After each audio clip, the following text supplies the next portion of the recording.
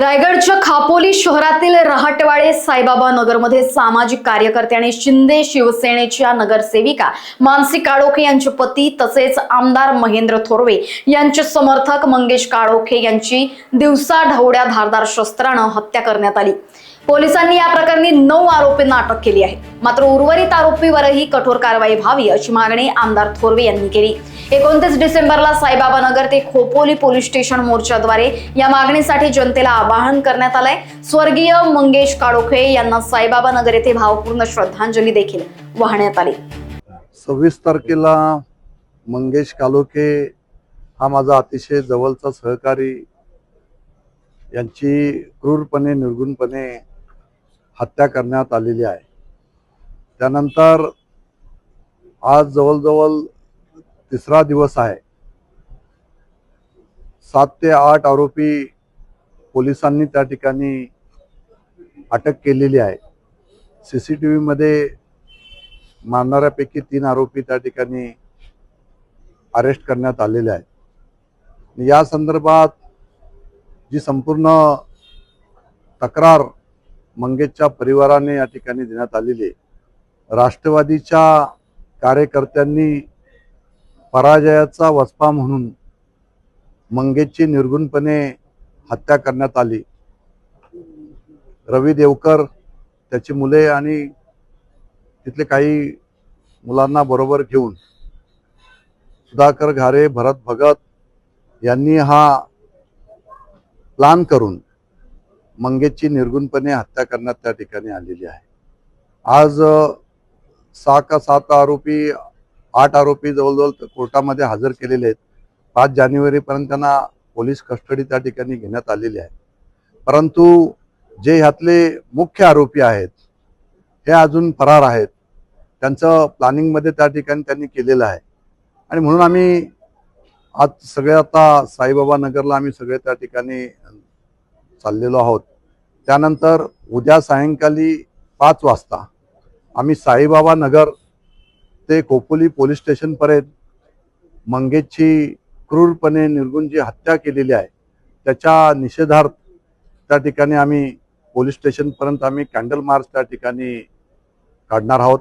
संपूर्ण खोपोली शहरातील असणाऱ्या सर्व सामाजिक संघटनांना सुद्धा मी आवाहन करतो की खोपोली शहर हे सुसंस्कृत शहर आहे। या शहरामध्ये अशा पद्धतीचं कृत्य हे खपून घेतलं जात नाही आणि ही जी प्रवृत्ती आहे ही ठेचून काढली पाहिजे आणि म्हणून कायदेशीर मार्गाने आपल्याला ही लढाई त्या ठिकाणी लढायची आहे। आणि म्हणून मंगेशच्या परिवाराला न्याय देण्यासाठी संपूर्ण खोपोली शहरातील जनतेला मी आव्हान या माध्यमातून मीडियाच्या माध्यमातून करतोय की आपण सुद्धा त्या कॅन्डल मार्चमध्ये मोठ्या संख्येने सहभागी व्हावे, जेणेकरून मंगेशची जी क्रूरपणे हत्या केलेली आहे या हत्याकऱ्यांना फाशीची शिक्षा त्या ठिकाणी झाली पाहिजे आणि जे आरोपी आतापर्यंत अटक केलेले नाही त्यांना सुद्धा तात्काळ त्या ठिकाणी अटक झाली पाहिजे।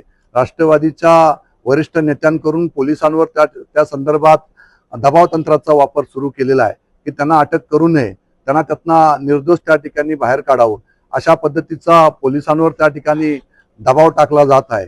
परंतु काल शिंदे साहेब सुद्धा खोपोलीमध्ये मंगेशच्या परिवारांना त्या ठिकाणी भेटण्यासाठी आले। त्यांना सुद्धा धीर देण्याचं काम शिंदे साहेबांनी केलंय आणि त्या ठिकाणी साहेबांनी सुद्धा जाहीरपणे त्या ठिकाणी सांगितलंय जे आरोपी याच्यामध्ये सहभागी आहेत या सगळ्या आरोपींना मोका अंतर्गत कारवाई केली जाईल असं सुद्धा त्या ठिकाणी सांगितलंय आणि ही प्रवृत्ती कायमस्वरूपी ठेचून काढली जाईल। फास्ट ट्रॅकवर ही केस चालवली जाईल असं सुद्धा सांगितले। स्पेशल पीपी आपण त्या ठिकाणी नेमण्यासाठी आम्ही त्या ठिकाणी सांगितलेलं आहे आणि या माध्यमातून लवकरात लवकर हे सर्व आरोपी अरेस्ट झाले पाहिजेत। उद्या आम्ही कॅन्डल मार्च करत असताना त्या ठिकाणी आरोपी उद्यापर्यंत अरेस्ट झाली नाही तर मात्र परवापासून आम्ही सगळेजण त्या ठिकाणी खोपोली पोलीस स्टेशनला त्या ठिकाणी ठिय्या आंदोलन करून त्या ठिकाणी उपोषण करू। जोपर्यंत मंगेशच्या सर्व आरोपींना अटक केली जात नाही तोपर्यंत आम्ही तिथनं हलणार नाही आणि जोपर्यंत ह्या आरोपींना फाशीची शिक्षा होत नाही तोपर्यंत आम्ही त्या ठिकाणी ठामपणे मंगेशच्या परिवाराबरोबर ठामपणे आम्ही त्याच्याबरोबर शिवसैनिक म्हणून उभे राहू। राष्ट्रवादीचे प्रदेशाध्यक्ष सुनील तटकरे हे काल सुद्धा कर्जतमध्ये त्या ठिकाणी आलेले होते आणि आपण पाहताय की राष्ट्रवादीचे प्रदेशाध्यक्ष सुनील तटकरे झाल्यापासून महाराष्ट्रभर ज्या ज्या घटना त्या ठिकाणी घडल्या, बीडची संतोष देशमुख हत्याकांड घडलं, त्याच्यामध्ये सुद्धा धनंजय मुंडेचे सगळे लोक त्या ठिकाणी होते. पण त्या धनंजय मुंडेला वाचवण्याचं सुनील तटकरे अतोनात प्रयत्न त्यावेळेस करत होते.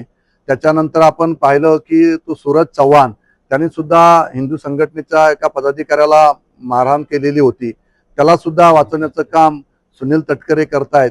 आणि आज इथे सुद्धा कर्जतमध्ये सुधाकर घारे, भरत भगत यांना सुद्धा वाचवण्याचं काम सुनील तटकरे त्या ठिकाणी करत आहेत. काल तर इन्व्हेस्टिगेशन पूर्ण न झाले असताना सुद्धा त्यांनी त्या ठिकाणी सांगितलं की या सुधाकर घारेचा कोणताही हात नसू शकणार असं त्या ठिकाणी सांगितलेलं आहे. आणि मग हे सगळं कृत्य जे सुनील तटकरे या ठिकाणी दबाव तंत्राचा वापर करून करत आहेत.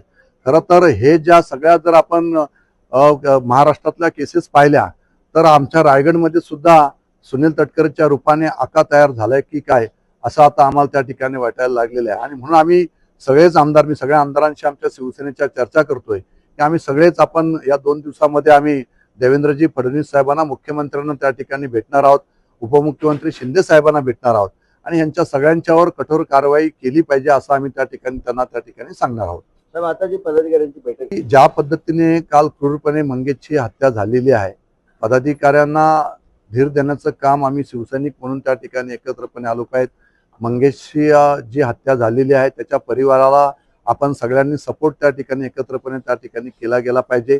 जोपर्यंत हे सगळे आरोपी अटक केली जात नाही तोपर्यंत आपण त्या ठिकाणी मोर्चा स्वरूपात आंदोलन करून त्या ठिकाणी त्यांना जोपर्यंत अटक होत नाही तोपर्यंत आपण त्या ठिकाणी ठामपणे मंगेशच्या परिवाराबरोबर उभे राहिलो पाहिजेत.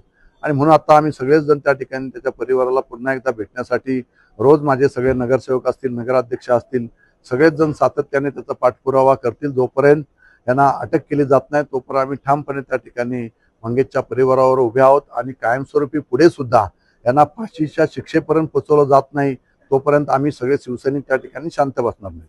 लोकवाहिनी मीडियाकरिता ब्युरो रिपोर्ट, रायगड.